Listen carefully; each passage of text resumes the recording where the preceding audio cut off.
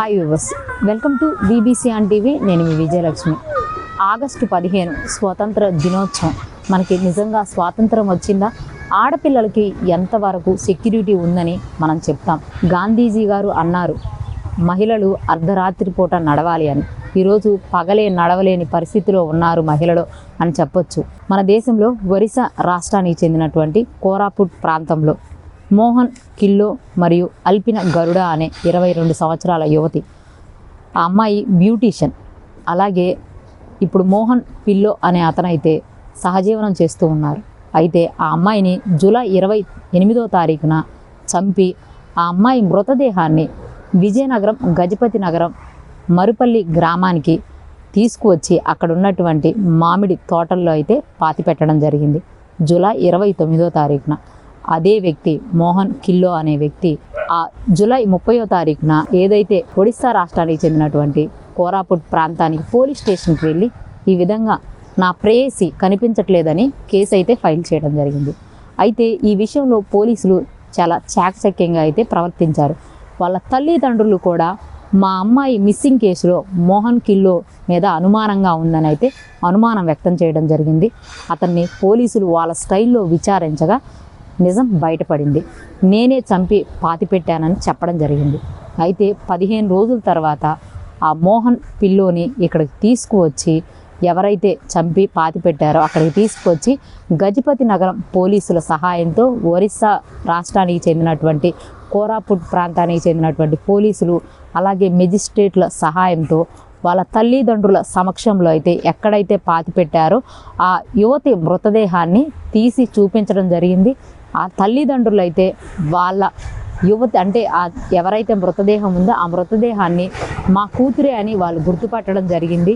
అంటే ఒక సహజీవనం అనేది ఒక 22 ఏళ్ళ యువతి అయితే ప్రాణాలను తీసింది.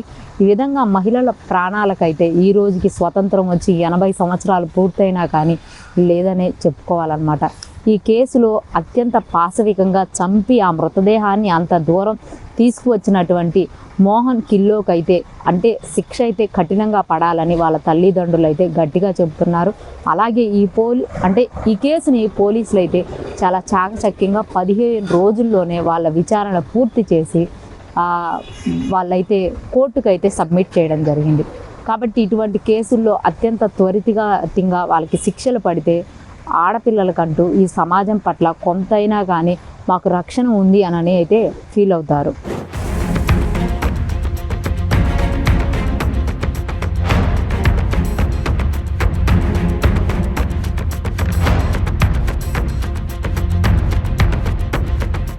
ఒరిస్సా రాష్ట్రం Koraput district Singilguda police station inspector madam గారు మన గజపతి పోలీస్ స్టేషన్కి వచ్చి మన పోలీస్ అసిస్టెన్స్ కావాలని అడిగారు. అంతటా ఏం జరిగిందని అడగగా వాళ్ళ పోలీస్ స్టేషన్ పరిధిలో ఉన్నటువంటి అల్పిన గరుడ 22 సంవత్సరాలు అమ్మాయి బ్యూటీషియన్ గా వర్క్ చేస్తూ గత 2 years నుంచి కూడా మోహన్ కిల్లో అనే అతనితో సహజీవనం చేస్తూ ఉన్నది. సహజీవనం చేయడం వలన వాళ్ళిద్దరి మధ్య తేదీ 28/7/2020 గొడవ జరగడం వల్ల మోహన్ కిల్లో అని అతను మేబీ చంపి ఉండి 29వ తారీఖున మన గజపతి నగరం లిమిట్స్ మరుపల్లి లిమిట్స్ లో మామిడి తోటలో పాతిపెట్టడం జరిగింది. దీనిపైన తెలివిగా మోహన్ కిల్లో అతను ఏం చేశారంటే సునాపేట పోలీస్ స్టేషన్ లో మిస్సింగ్ కేసు ఇవ్వడం జరిగింది. బట్ ఎవరైతే అల్పిన గరుడ ఉన్నాయో వాళ్ళ అమ్మ నాన్నలు మాత్రం తన కూతురు మిస్సింగ్ పైన కొన్ని అనుమానాలు ఉన్నాయని రిపోర్ట్ ఇవ్వగా అంతటా వీళ్ళు మర్డర్ కేసు కట్టి ఎవరైతే మోహన్ కిల్లో సహజీవనం చేస్తున్నారో అతన్ని అదుపులోకి తీసుకొని ఇంటరాగేషన్ చేయగా సింగిల్గూడ పోలీసు వారు అతను చెప్పిన విషయం ఏంటంటే చంపేసి పలానా గజపతి పోలీస్ స్టేషన్ లిమిట్స్ లో పాతిపెట్టని చెప్పడంతో వాళ్ళు ఈ రోజు ఇక్కడికి రావడం జరిగింది. పాతిపెట్టిన శవాన్ని తీయాలంటే మనకి రూల్స్ ప్రకారం ఎగ్జిక్యూటివ్ మేజిస్ట్రేట్ మండల ఎగ్జిక్యూటివ్ మేజిస్ట్రేట్ గారి పర్మిషన్ ఉండాలి. కాబట్టి వాళ్ళు మండల ఎగ్జిక్యూటివ్ మేజిస్ట్రేట్ గారికి రిప్రజెంటేషన్ ఇవ్వగా అంతటా మన గజపతి మండల ఎగ్జిక్యూటివ్ మేజిస్ట్రేట్ గారు అలాగే ఒరిస్సా నుంచి వచ్చిన మండల ఎగ్జిక్యూటివ్ మేజిస్ట్రేట్ గారు వాళ్ళ సమక్షంలో ఫోరెన్సిక్ డాక్టర్స్ డెడ్ బాడీని పాతిపెట్టిన డెడ్ బాడీని బయటకు తీసి వెరిఫై చేశారు. అంతటా ఎవరైతే ఈ అల్పిన గరుడ అమ్మాయి ఉందో వాళ్ళ పేరెంట్స్ అనేవాళ్ళు బట్టలను బట్టి అలాగే మొక్కలను బట్టి వాళ్ళ అమ్మాయిగా గుర్తించారు. అంతటి ఇతను ముద్దాయిగా మోహన్ కిల్లో అతను ముద్దాయిగా గుర్తించి ఫర్దర్ ఇన్వెస్టిగేషన్ నిమిత్తం పంచనామా కంప్లీట్ చేసి ఫర్దర్ ఇన్వెస్టిగేషన్ నిమిత్తం డెడ్ బాడీని ఒడిశా స్టేట్కి తీసుకెళ్ళడం జరిగింది.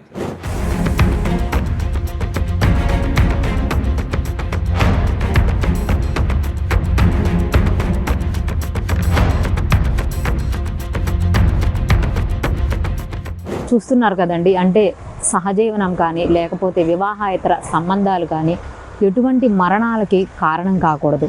ఏదైనా కానీ మన యొక్క జాగ్రత్తలో మనం అంటూ ఉండాలి. ఆడపిల్లలు కూడా అలాగే ఎవరైనా కానీ చంపే అంత క్రూరత్వంగా అయితే ఉండొద్దు. సినిమాలు కానీ లేకపోతే సోషల్ మీడియా ప్రభావం కానీ యువత మీద ఎక్కువైతే ప్రభావం చూపుతుందని అయితే ఈ ఘటన అయితే మనకు తెలియజేస్తూ ఉందన్నమాట.